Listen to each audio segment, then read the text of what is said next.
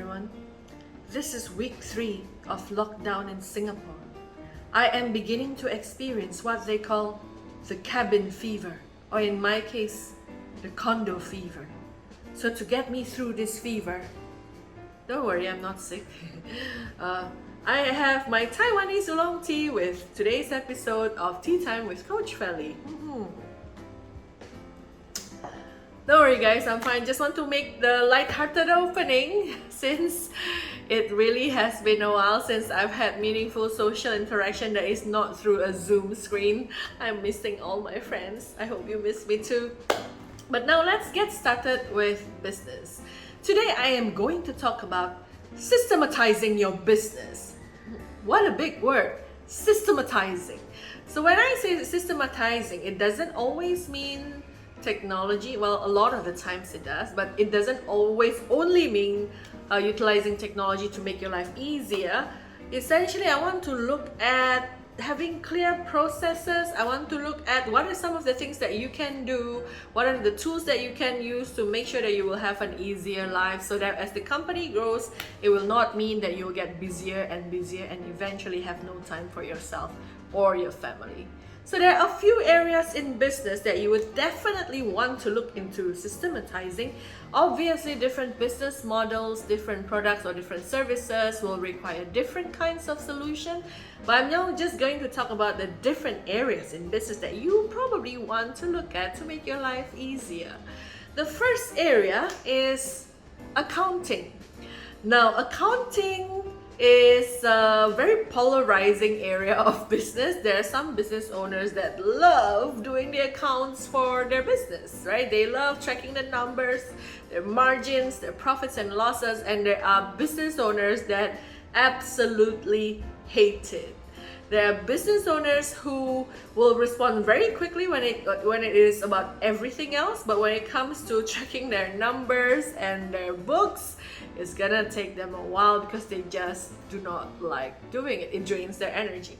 So my suggestion for this, in the areas of accounting, you may want to look at what tools, what app, what software would make your life easier.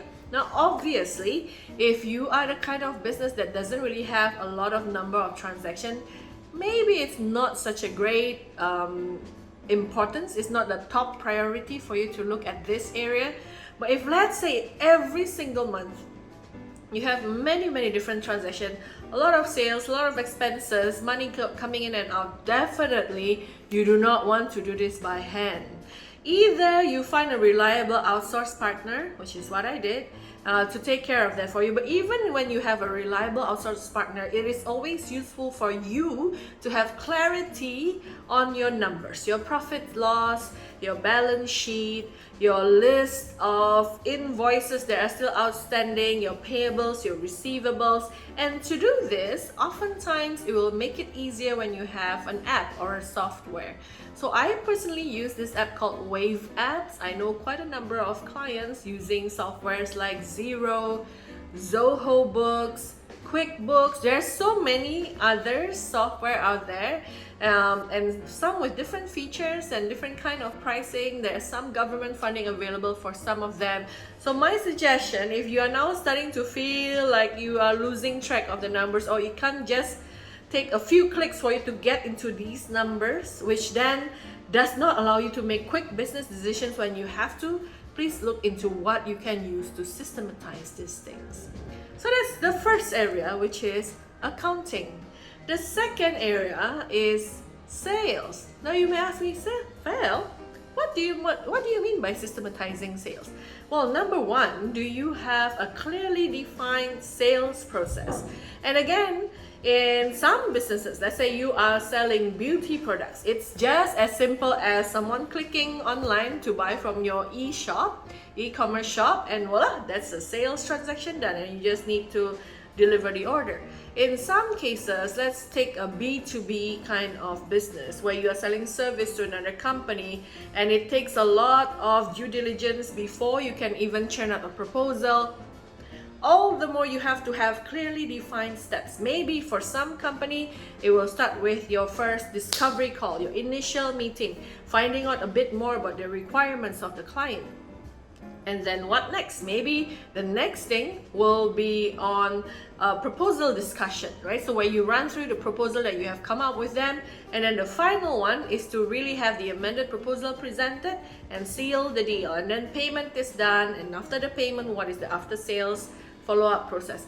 Maybe it looks like that. In some cases, I've seen companies breaking down their sales process all the way to like 13 to 15 steps. Before you have your first call, you have to send them this thing. And after you have your first call, you send them another thing. After that, your next call will be with a different person to find out a different set of requirement on the technical front. So again, different companies may have processes that look very different, but you need to have systems in place. The other system that you may want to take on is some kind of sales pipeline CRM system. A few that I am familiar with are things like Salesforce, Pipedrive, QuickDesk, QuickDesk. The accounting one is QuickBooks, and QuickDesk is a sales CRM where it allows you to look at your pipeline, look at what are your incoming deals, how many invoices have been sent. So you sort of know like how many proposals have been sent.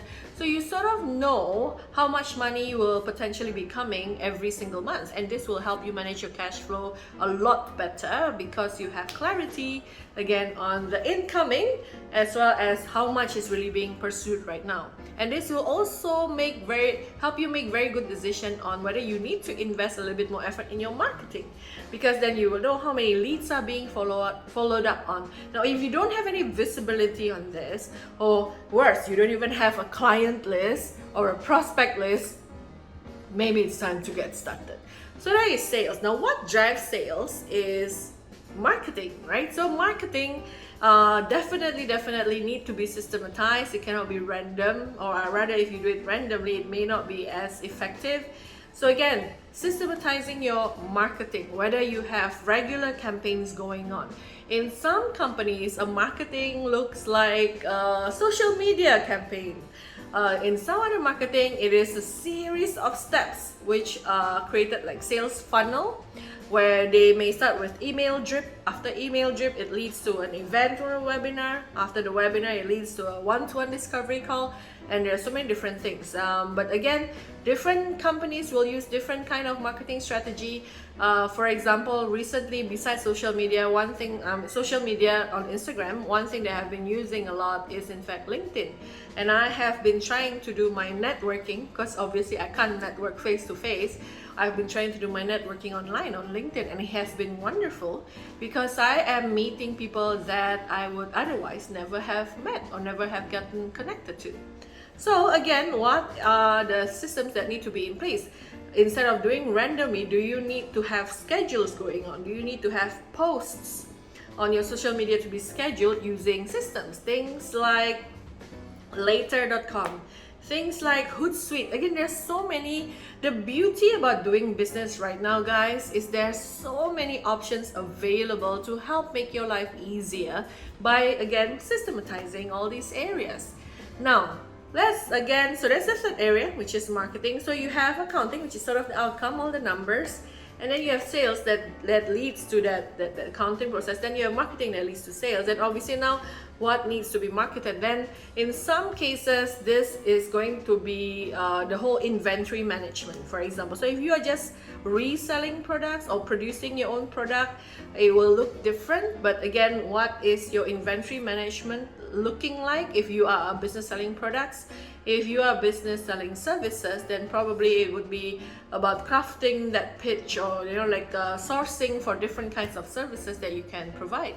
Or maybe it would be related to people. If your business requires you to have a lot of people providing that service, then maybe the system that you need to have is on people process, which is recruitment. Recently, I'm meeting quite a lot of businesses that are doing their own manufacturing. So they need to systematize their back-end production. Let's say it is to produce clothing, right? So when they order the raw material, put it into the people who are going to cut, put it into the people who are going to do the sewing, the printing and whatnot, until it becomes the end product. So that's the manufacturing. And when you have to transfer from one production phase to another production phase. Obviously, they also need to track the movement of those goods so that they know roughly when the goods are gonna be done, ready for sale. It will be a lot easier if you're just an e-commerce business marketing other people's products, so you don't have to worry about this. The only thing you need to worry about is the inventory management. But imagine this, when you have a system that with a few clicks of a button, you can definitely tell which of my goods are selling better than others. It would again give you a lot of clarity, and it will allow you to make better decisions in terms of which ones you are going to order more. If you have all the data of your products, costs, landed costs versus their selling price, then you will have very easy time determining what kind of discounts you can give to the clients if you are going to give some discounts. But the whole point is, if you have all this systematized, it's going to be a lot easier so that you don't have to go around digging things everywhere. Why am I talking so much about systematizing? Because surprisingly, I have met quite a few business owners recently. They are still doing everything with pen and paper and a good old Microsoft Excel. Now, I don't have anything against Microsoft Excel, obviously. However, it also depends on how you utilize Microsoft Excel. So when everything can be found in one place, click of button, search here, search there, and you can find all your data, that's great.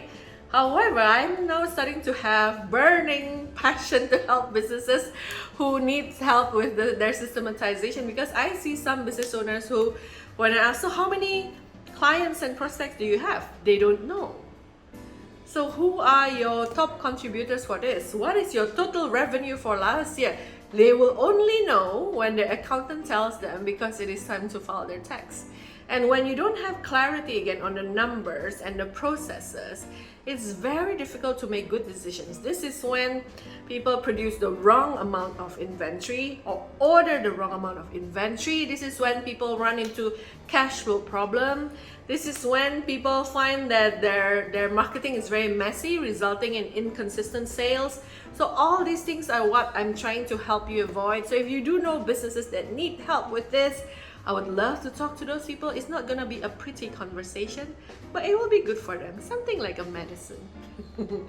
Well, in any case, I am still very happy with the latest government update. It looks like on the 13th of June, the lockdown will end. I hope that the situation will continue to be better. So guys, let's do our part and take care, stay home, stay safe. Don't go around socializing before the lockdown opens, so that we can make sure the lockdown really will happen. So with that, I hope these few areas that I mentioned on systematization helps you in your business. If you like this one, please leave me a comment, and don't forget to like and subscribe so that you will not miss any of my future videos. Ta-ta!